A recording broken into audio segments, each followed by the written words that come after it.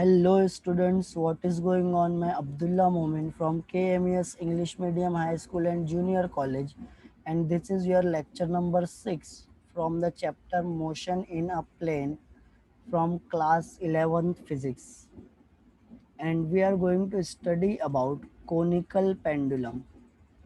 So what is conical pendulum? Conical pendulum is a simple pendulum. A mass m is suspended by a string of length L and moves along the arc of a vertical circle. If the mass instead revolves in a horizontal circle and the string, which makes a constant angle with the vertical, describes a cone whose vertex is fixed point O, then mass string system is called as conical pendulum. So conical pendulum क्या होता है? एक string है, उसकी length L है, उसके दूसरे and पे ओ एंड फिक्स्ड कर दिए हैं और सेकंड एंड पे उसके फ्री एंड पे मास एम लगा दिए और ये हॉरिजॉन्टल सर्कल परफॉर्म कर रहे हैं। तो हॉरिजॉन्टल सर्कल जो परफॉर्म कर रहे हैं, तो ये सिस्टम को हम क्या बोलेंगे? कोनिकल पेंडुलम बोलेंगे। So as shown in the figure, the forces acting on the bob of mass m is the first gravitational force, weight mg downward direction में act करेगा, and force due to the tension acts towards the support, towards the fixed end, ये tension act करेगा, and these are the only two forces which acts on the bob. अब if the bob has to undergo horizontal circular motion of radius r, this is the radius r, अगर इसको horizontal circle perform करना है तो यहाँ पे कुछ centripetal force चाहिए which directed towards the center of the circle.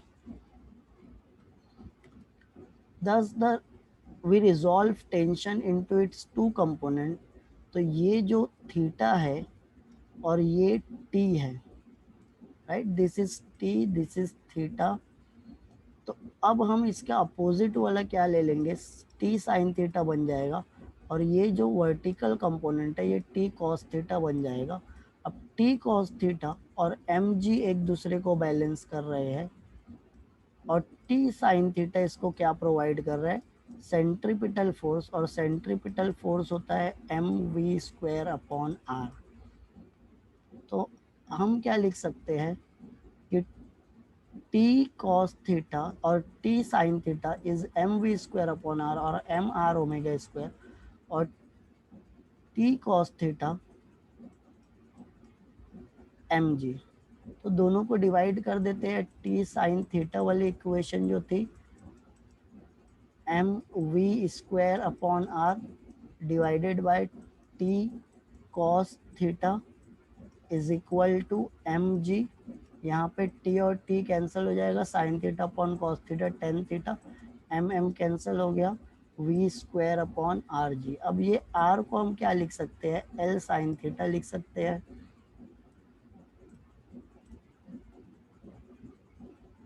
और हमको पता है अगर ये एक रिवोल्यूशन कंप्लीट किया है तो ये डिस्टेंस कवर किया है 2 पाई आर सरकमफ्रेंस इक्वल, और इसको जो टाइम लगा हम उसको टाइम पीरियड बोलेंगे।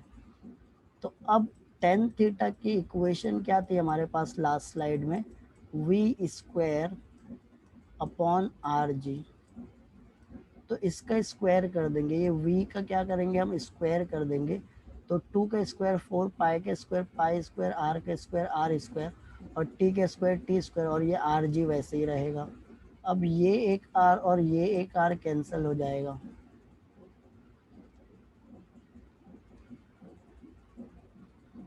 और हम टी स्क्वायर को इक्वल साइन के दूसरे साइड लेके जाते हैं। तो ये क्या हो जाएगा? 4 pi square R upon tan theta.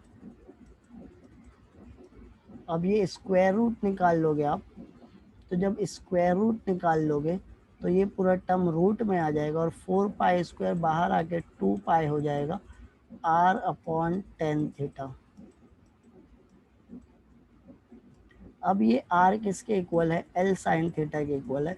तो आर की जगह हम एल साइन थीटा लिख सकते हैं और टेन थीटा को हम sign theta upon cos theta लिख सकते हैं। तो L sine theta upon sine theta upon cos theta, तो ये साइन थीटा कट गया, डिनोमिनेटर में जो कॉस थीटा था ऊपर आ गया। तो अब आप क्या लिख सकते हो, एल कॉस थीटा बाई जी, और ये एल कॉस थीटा बाई जी ये एच है, एक्सियल हाइट, तो ये हाइट एच ले लेते हैं, एल कॉस थीटा। तो अब हमारे पास जो इक्वेशन हो जाएगी वो क्या हो जाएगी, 2 pi square root of H by g. So this is the time period of conical pendulum, ये कोनिकल पेंडुलम का टाइम पीरियड है। यहाँ पे एल क्या है, length of the pendulum, H क्या है, vertical distance of the horizontal circle from the fix point.